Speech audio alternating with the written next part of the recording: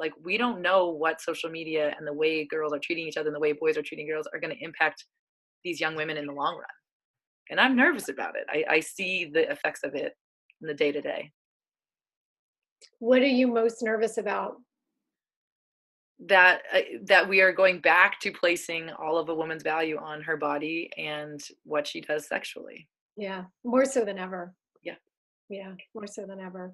Because of social media and because people are seeing you only in images rather than hearing you speak, anything like that. Yeah, we don't get to see What else are we good? How else do we judge people? You know what I mean? Like, it's like all we're seeing is an image. I mean, that's what we do. Mm-hmm.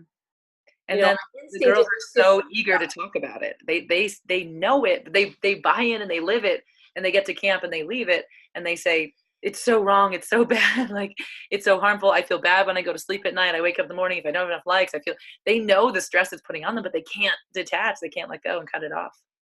Oh God, that's terrible. I'm so glad I didn't have to grow up that way. I say it all the time. Yeah, Danielle said it. Yeah. All the time. If a cute boy likes you, then that means that you are valuable.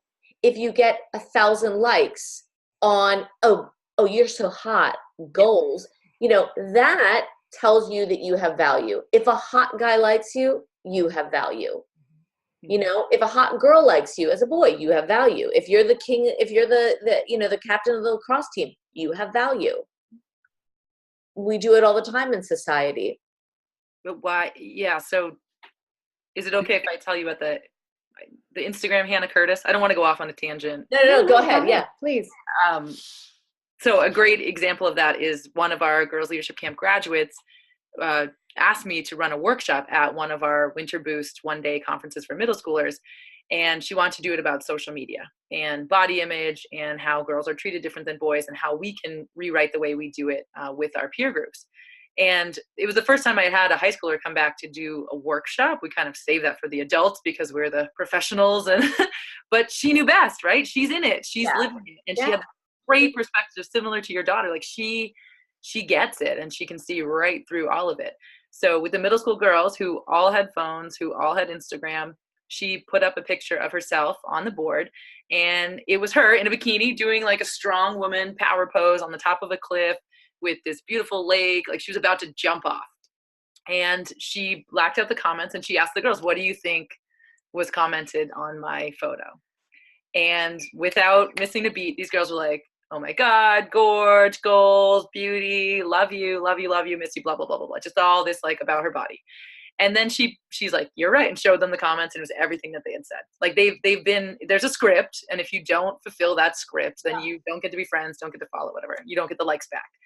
And then she put up a picture of her brother, same pose, shorts on the cliff, doing the exact same power pose, about to jump off. And she said, what do you think my brother's friends commented?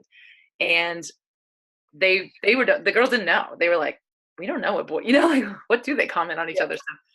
And it turned out it was like, bro, where are you? Dude, that looks sick. Did you jump? Oh my God, sick. So cool. And it was all comments about the adventure and the scenery, the location, and none about his body or his attire or, you know, and that drives me nuts. But what I loved about what she did is she said, I am committed. Like this example showed me how wrong it is what we're doing to each other.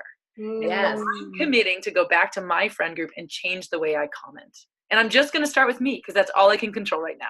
And then I'm going to start telling people about what I'm doing and why I'm doing it. And she said, I want you to write down right now a vow for how you're going to go back to your circle of friends and change the way you're commenting. So we can't fight Instagram. We can't fight. I mean, like these are powers beyond our control, but we can change and help them figure out better ways to navigate it, to support each other, and to take care of themselves.